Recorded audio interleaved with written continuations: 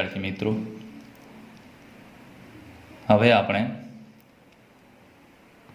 एक वधु रचना शीखीशुं। अहींया जे रचना આપણે શીખવાના છીએ એ સમરૂપ ત્રિકોણની રચના છે। તો આપેલી રકમ મુજબ સમરૂપ ત્રિકોણ કઈ રીતે રચવો તે આપણે આજે શીખીશું। રચના પસંદ પડે તો જરૂરથી સબસ્ક્રાઈબ કરજો, ચેનલને લાઈક અને શેર પણ કરજો, અને કોઈ પ્રશ્ન હોય તો કમેન્ટ્સમાં લખજો કે જેથી તેનું સોલ્યુશન કરી શકાય। અને બેલ આઇકન પર ક્લિક કરીને નોટિફિકેશન મેળવી શકશો કે જેથી આવનાર નવા વિડીયો પણ તમને સરળતાથી મળી શકે। તો ચાલો વિદ્યાર્થી મિત્રો, આપણે શરૂ કરીએ એક રચના કે જેની રકમ અહીંયા આપી છે 4 સેમી, 5 સેમી અને 6 સેમી બાજુવાળા ત્રિકોણની રચના કરો, અને પછી આ ત્રિકોણની બાજુઓને અનુરૂપ તે બાજુઓથી 2/3 ગણી બાજુવાળા ત્રિકોણની રચના કરો। તો રચના કરવા માટે આપણે સૌ પ્રથમ ફૂટપટ્ટીની મદદથી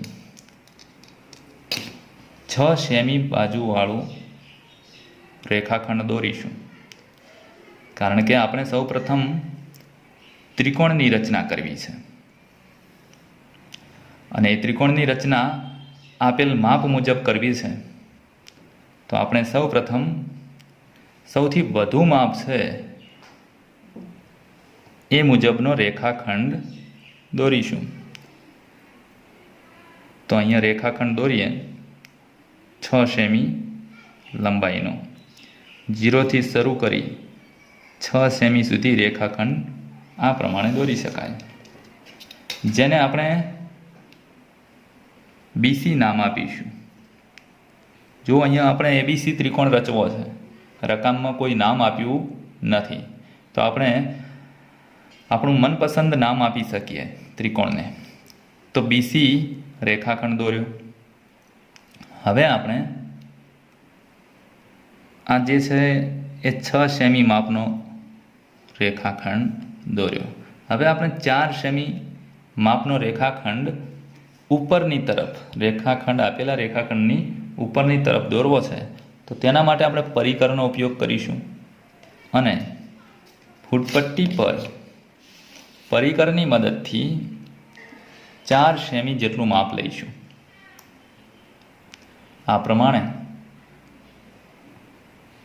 4 સેમી જેટલું એક્ઝેક્ટ માપ લઈશું। જેટલું માપ ચોકસાઈવાળું હશે એટલી રચના ચોક્કસ બનશે, સરસ બનશે। તો આ પ્રમાણે 4 સેમી માપ લઈને ઉપરના અર્ધતલમાં ચાપ દોર્યો।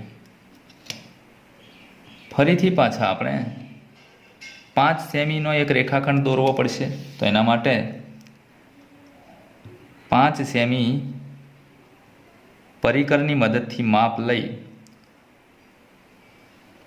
અને બિંદુ સી ને કેન્દ્ર લઈ અગાઉ દોરેલા ચાપને છેદે તેમ બીજો ચાપ દોરીશું, અને આ પ્રમાણે દોર્યા બાદ બંને ચાપ જ્યાં છેદે છે ત્યાં એ નામ આપીશું।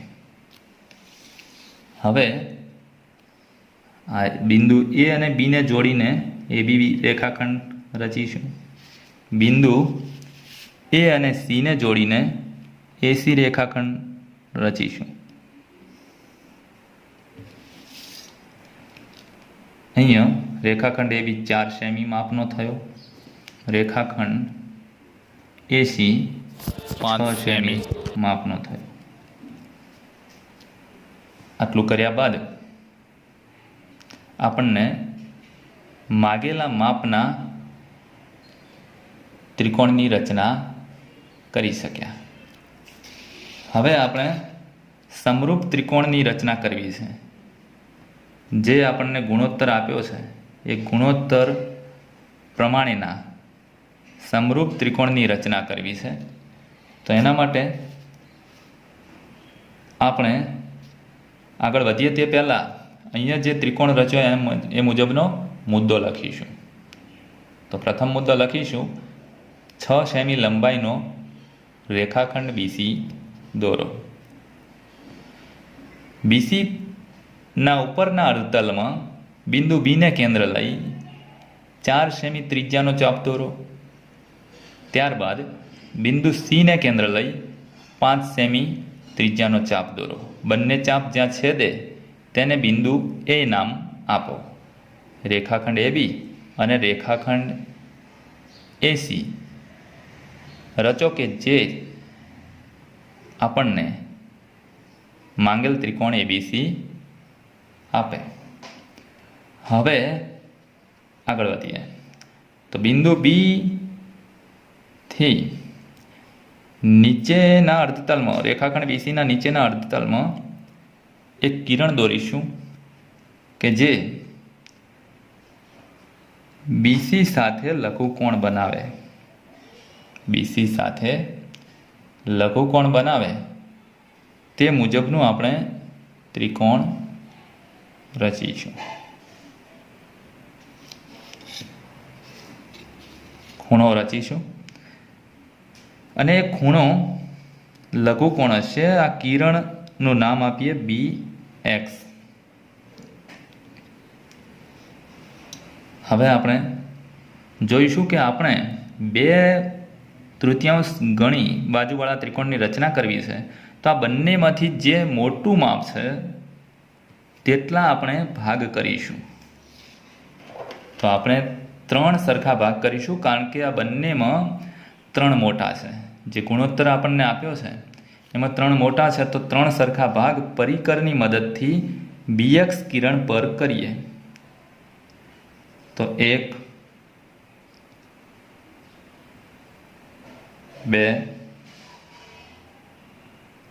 3 આ મુજબના ભાગ કર્યા બાદ એને આપણે નામ આપીએ.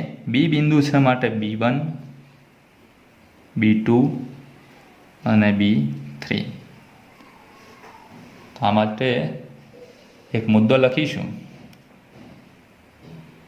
રેખાખંડ બીસીના નીચેના અર્ધતલમાં કિરણ BX દોરો કે જેથી કોણ CBX લઘુકોણ બને. કિરણ BX પર સરખા માપના 3 ભાગ કરો, જેને B1, B2 અને B3 નામ આપો. હવે આપણે આગળ વધીએ તો અહીંયા જે છેદમાં માપ છે એ છેદમાં જે માપ હશે એ બિંદુને આપણે C સાથે જોડીશું. તો અહીંયા 3 છે, તો 3 એટલે બિંદુ B3. B3ને આપણે C સાથે જોડી અને B3C રેખાખંડ દોરીએ. તો અહીંયા આપણને B3C રેખાખંડ મળ્યો. તો મુદ્દો લખી શકાશે, B3 અને C ને જોડીને B3C રેખાખંડ રચો. હવે છેદને આપણે C સાથે જોડીને રેખાખંડ બનાવ્યો. તો હવે એના સિવાયનું માપ 2 છે, તો એનો મતલબ બિંદુ B2ને B2માંથી પસાર થતું એક રેખાખંડ દોરીશું જે B3Cને સમાંતર હોય. અને એના માટે આપણે પરિકરનો ઉપયોગ કરીશું. તો પરિકરની મદદથી B3 ને કેન્દ્ર લઈ અનુકૂળ ત્રિજ્યા વડે અર્ધવર્તુળ દોરીશું કે જે આ બંને રેખાખંડ BX અને B3Cને અલગ બિંદુઓમાં છેદે. એ જ ત્રિજ્યા વડે B2ને કેન્દ્ર લઈ અર્ધવર્તુળ દોરો. હવે આપણે આ બંને રેખાખંડને જ્યાં છેદે એના આધારે આપણે આ ખૂણાનું માપ લઈશું પરિકરની મદદથી. તો અહીંયા ચોકસાઈ મુજબ માપ લીધા બાદ આ બિંદુને કેન્દ્ર લઈ અને ચાપ દોરીશું. આ બંને ચાપ જ્યાં છેદે એ બિંદુ અને B2 એ બંનેને જોડતો રેખાખંડ દોરીશું. તો આ બંનેને જોડતો રેખાખંડ દોરતા આપણને BC પર એક છેદ બિંદુ મળશે જેને આપણે Q નામ આપીએ. તો બિંદુ Q આપણને મળ્યું અને B3C ને સમાંતર રેખા B2Q મળ્યું. હવે આપણે મુદ્દો લખીએ. તો B2 માંથી B3C ને સમાંતર રેખા દોરો કે જે BC ને બિંદુ Q માં છેદે. આ પ્રમાણેનો મુદ્દો લખ્યા બાદ આગળ વધીએ. તો હવે આપણે Q માંથી AC ને સમાંતર રેખાખંડ દોરવો છે. તો એના માટે પણ આપણે પરિકરનો ઉપયોગ કરીશું. જેમ આપણે રેખાખંડ નીચે દોર્યો છે એ જ પ્રમાણે અહીંયા પણ કેન્દ્ર C ને લઈ અને ચાપ દોરીએ કે જે આ બંને રેખાખંડને અલગ અલગ બિંદુમાં છેદે. એ જ ત્રિજ્યા વડે Q ને કેન્દ્ર લઈ ચાપ દોરીએ અને હવે આ બંને બિંદુઓને વચ્ચેના ગાળાને માપીએ અને માપ્યા બાદ ચોકસાઈપૂર્વક માપ્યા બાદ આ બિંદુથી આપણે ચાપ દોરીએ. હવે જે આપણને આ બંને ચાપ છેદે છે એ અને Qને જોડીને એક રેખાખંડ દોરીશું. ચોકસાઈપૂર્વક આપણે આ દોરીશું કે જેથી આપણને બરાબર સમાંતર રેખાઓ મળે. અને હવે જ્યાં AB ને આ સમાંતર રેખા છેદે છે ત્યાં આપણે P નામ આપીએ. તો આપણને એક ત્રિકોણ મળે છે PBQ જે માંગેલો સમરૂપ ત્રિકોણ છે. તો આ પ્રમાણે રચના કરી શકાય. આપણે આગળનો મુદ્દો લખીએ. હવે AC ને સમાંતર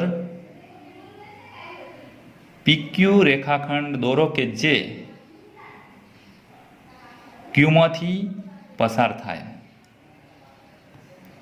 આ પ્રમાણેના મુદ્દા લખતા જઈશું અને છેલ્લે લખીશું.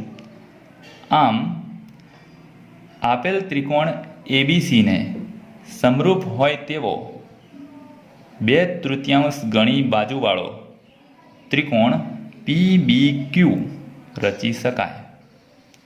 તો આ પ્રમાણે અહીંયા આપેલી રકમ મુજબ આપણે સરળતાથી રચના કરી શકીશું. આપને વિડીયો ગમ્યો હોય તો ચેનલને સબસ્ક્રાઈબ કરો અને બેલ આઇકનને ક્લિક કરી નવા આવતા વિડીયોના નોટિફિકેશન્સ મેળવો.